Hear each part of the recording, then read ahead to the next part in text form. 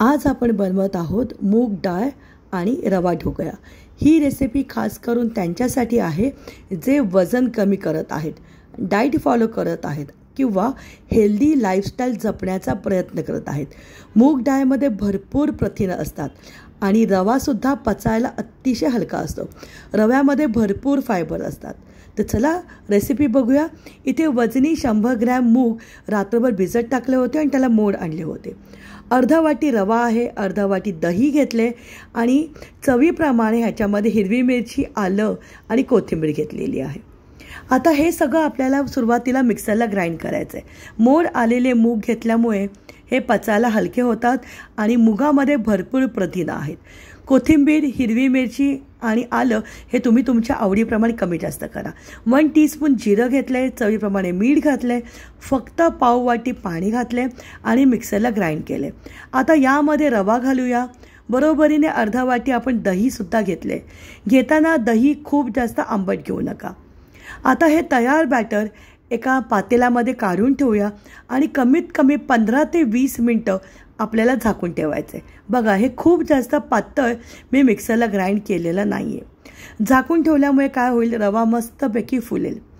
आता आपण ज्यामध्ये ढोकळा स्टीम करणार आहोत त्या प्लेटला म्हणा किंवा त्या पातेल्याला ग्रीसिंग करून घ्यायचं आहे। सगळीकडून आपल्याला तेलाचा हात लावायचा आहे जेणेकरून आपला ढोकळा चिकटणार नाही। 10-15 मिनिटांनंतर तयार झालेल्या बॅटरमध्ये 1 टीस्पून इतकं तेल घेतले, छानपैकी मिक्स करून घेतलेलं आहे। आता यामध्ये आपण इनोचं एक पूर्ण पॅकेट घालणार आहोत। समजा तुमच्याकडे जर इनो नसेल तर तुम्ही खायचा सोडा 1 टीस्पून ॲड करू शकतात। हा इन्स्टंट ढोकळा आहे त्यामुळे आपल्याला यामध्ये इनो किंवा खायचा सोडा घालणं गरजेचं आहे। इनोचं पूर्ण पॅकेट टाकल्यानंतर त्यामध्ये अर्धा चमचा इतकं पाणी घातले आणि छानपैकी याला ढवळून घेतलेले, जेणेकरून आपला जो इनो आहे हा ॲक्टिवेट होईल आणि ढोकळा स्पॉन्जी व्हायला मदत होईल। बाजूला मी पाणीसुद्धा तापत ठेवलं होतं जेणेकरून ढोकळा आपल्याला लगेच स्टीम करता येईल। आता ज्या प्लेटला ग्रीसिंग केलं होतं त्याच्यामध्ये हे बॅटर आपल्याला टाकून घ्यायचं आहे।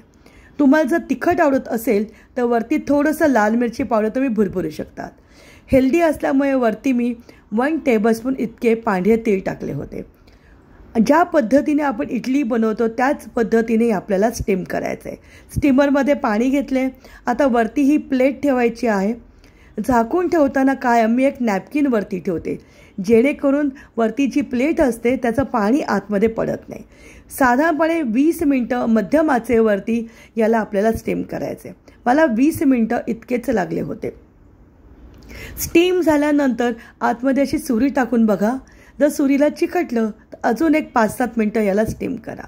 ह्याला पूर्णपणे रूम टेम्परेचरवरती थंड करायचं आहे आणि थंड झाल्यानंतरच याला आपल्याला कापायचं आहे। अप्रतिम चवीचा आणि झटपट होणारा असा हा मुगाचा आणि रवाचा ढोकळा आहे। रेसिपी आवडली असेल तर आमचं मराठी यूट्यूब चॅनल खाद्यजत्रा या चॅनलला लाईक करा आणि चॅनलला सबस्क्राईब करा। झटपट होणारा असा हा ढोकळा आहे। बघा किती स्पॉन्जी झालेला आहे। इन्स्टंट असल्यामुळे यामध्ये इनो किंवा सोडा घालणं गरजेचं आहे। आता याला मी वरती फोडणीसुद्धा दिली होती। तुम्ही हवं असेल तर असासुद्धा खाऊ शकतात, पण मी एका कढईमध्ये 1 टेबलस्पून तेल घेतलं होतं, त्यामध्ये मोहरी घातली होती, परत तीळ घातले होते आणि पाव चमचा इतकं लाल मिरची पावडर घातली होती। मला थोडंसं स्पायसी खायला आवडतं। आता जो तयार ढोकळा होता यामध्ये खमंग आपल्याला परतून घ्यायचा आहे आणि वरती भरपूर कोथिंबीर टाकायची। आवडत असेल तुम्हाला तर तुम्ही ओलं खोबरंसुद्धा टाकू शकतात। झटपट होणारा असा हेल्दी ढोकळा आपला तयार झालेला आहे। एकदा नक्की करून बघा। इथे जे मूग घेतले होते त्याला मी मोड आणले होते, पण समजा मोड नसेल आणलेले तर तुम्ही मूग रात्री भिजत टाकून 7-8 तास तसे सुद्धा वापरू शकतात।